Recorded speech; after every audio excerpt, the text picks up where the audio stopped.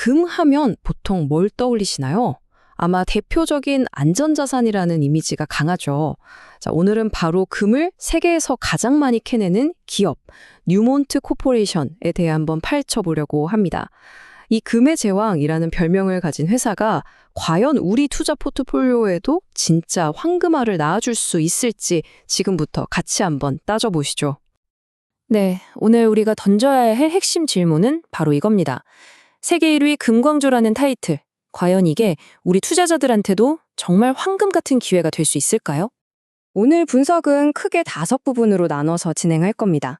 뉴몬트가 어떤 회사인지부터 시작해서 투자 기회와 위험 요인, 그리고 회사의 미래 전략까지 살펴본 다음에 마지막으로 투자자 입장에서 한번 정리를 해보겠습니다. 자, 첫 번째 파트입니다. 금의 제왕 뉴몬트. 도대체 어떻게 거의 한 세기 동안 이런 거대한 제국을 만들 수 있었는지 그 스케일과 역사부터 한번 짚어보죠. 뉴몬트의 위치는요, 그냥 크다 정도가 아니에요. 전 세계 모든 금 생산 기업을 다 합쳐서 시가총액 기준으로 압도적인 1위입니다. 경쟁자가 딱히 보이지 않는 확고한 선두주자라고 할 수 있겠죠.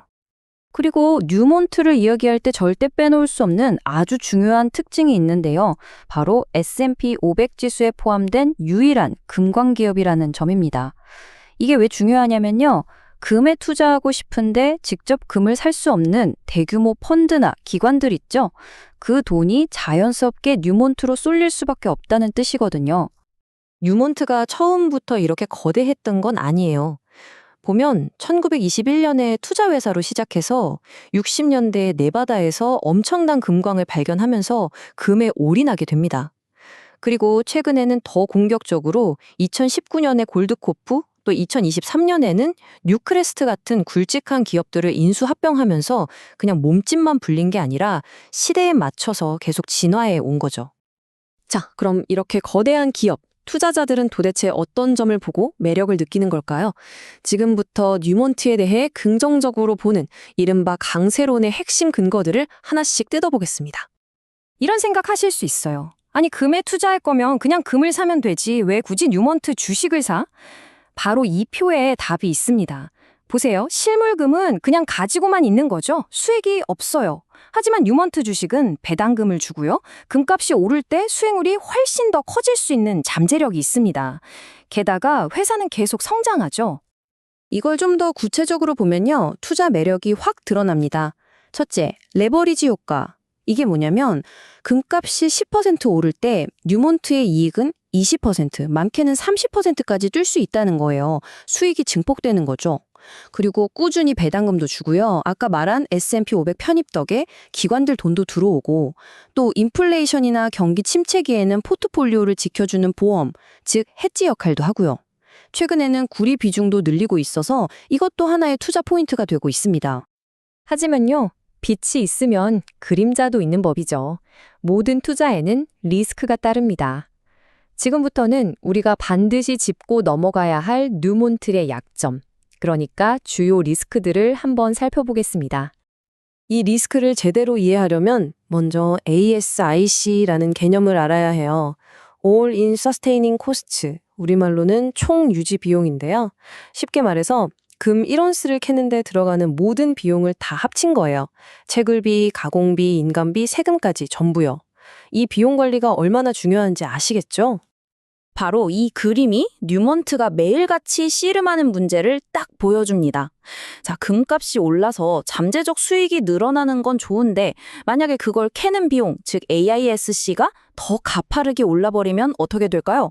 그렇죠. 중간에 있는 이익 마진이 점점 쪼그라들게 되는 겁니다. 아주 단순하지만 기업에게는 정말 치명적인 문제죠.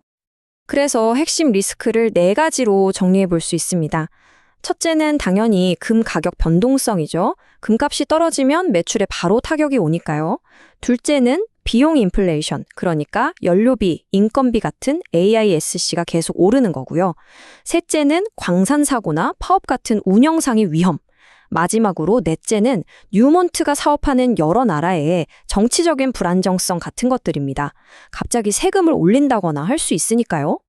자, 그럼 이런 여러 위협들 앞에서 이 금의 제왕은 과연 손 놓고 보고만 있을까요? 당연히 아니겠죠.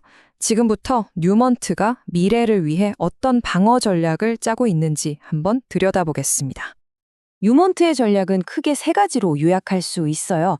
첫째, 핵심이 아닌 자산들은 과감하게 팔아서 현금을 확보하고요.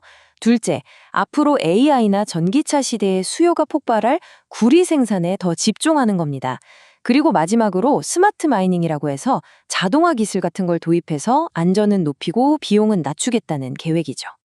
결국 이 모든 전략의 최종 목표는 하나입니다. 그냥 금만 캐는 회사에서 벗어나서 앞으로 다가올 에너지 전환 시대에 핵심 금속을 공급하는 리더로 변신하겠다는 거죠. 이렇게 체질 개선을 해서 시장에서 기업 가치를 다시 제대로 평가받겠다는 큰 그림인 셈입니다.